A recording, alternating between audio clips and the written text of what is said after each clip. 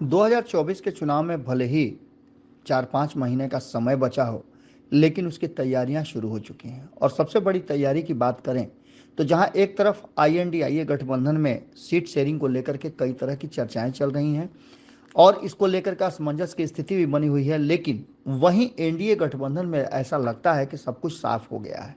चिराग पासवान ने लगातार अपने खेमे और जो उनके साथ 2021 में हुआ था उन सब का बदला लेने का ठान लिया है।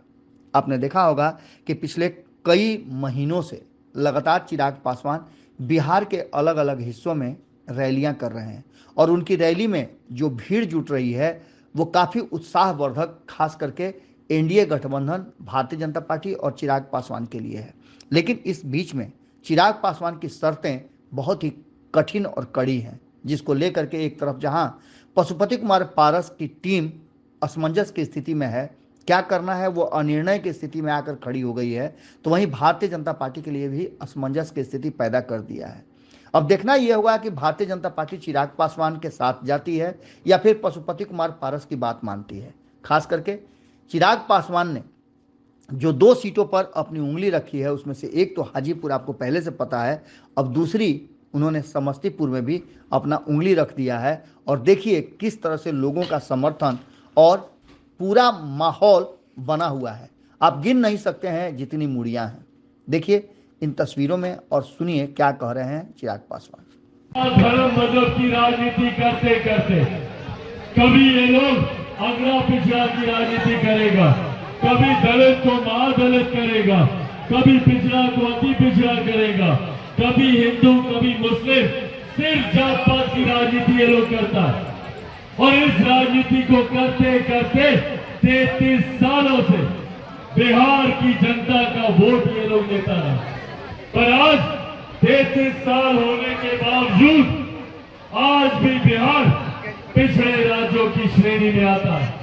आज भी हम लोग शिक्षा, रोजगार, स्वास्थ्य सेवाएं, तमाम विकास के मापदंड में सबसे पिछले पायदान पर आते हैं। आज भी हम लोग को अपने इलाज के लिए महिलाओं को हम देखते हैं, बुजुर्गों को हम देखते हैं, दिल्ली में इसके सामने लाइन लगाकर खड़े रहते हैं दिनों तक डॉक्टर से मुलाकात करने के लिए। क्यों ये सुख सुविधाएं हमें हमारे प्रदेश में नहीं मिलती?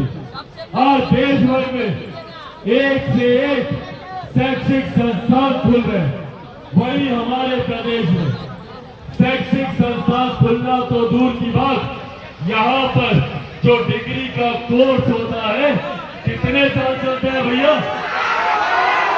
कितने साल? 5 साल 6 साल तक यहाँ पे डिग्री का कोर्स चलता है। बिहार एक ऐसा राज्य है जहाँ पर एग्जाम होने से पहले ही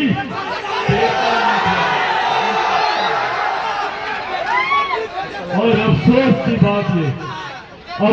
की बात ये कि ये तमाम खबरें जब राष्ट्रीय स्तर पर सुर्खियां बनती हैं तो बदनाम मेरा बिहार होता है। आज आप दूसरे राज्यों में चले जाइए, दूसरे राज्यों में लोग हमारे प्रदेश को हीन भावना से देखते हैं। लोग बोलते हैं कि बिहार वही प्रदेश है जहां पुल हवा में गिर जाता है, जहां बांध चूल्हे गुजर जाते हैं। ये छवि बना के रख दी गई है हमारे प्रदेश की। आज अगर बिहार बदनाम है तो इसका जिम्मेदार कौन है? आप लोग बताइए, कौन है?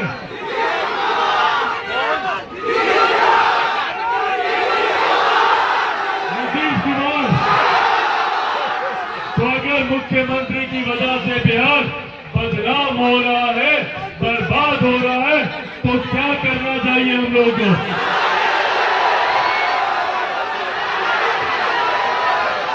मुख्यमंत्री नीतीश कुमार जी को सत्ता की कुर्सी से बेदखल करना है।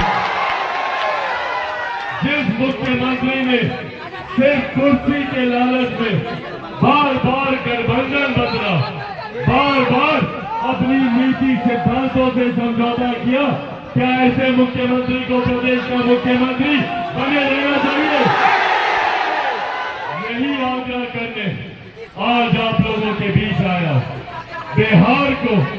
अगर एक विकसित राज्य बनाना है, बिहार को विकसित राज्यों की श्रेणी में लाना है, तो इसके लिए बिहार में बिहार फर्स्ट और बिहारी फर्स्ट लाना है।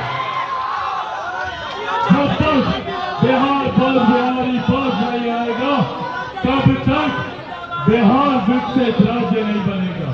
अगर ये वीडियो पसंद आई और वह बिहार के राजनीति और बिहारियत से सरोकार रखेनी तो सब्सक्राइब बटन दबा के चैनल के सब्सक्राइब कर ली।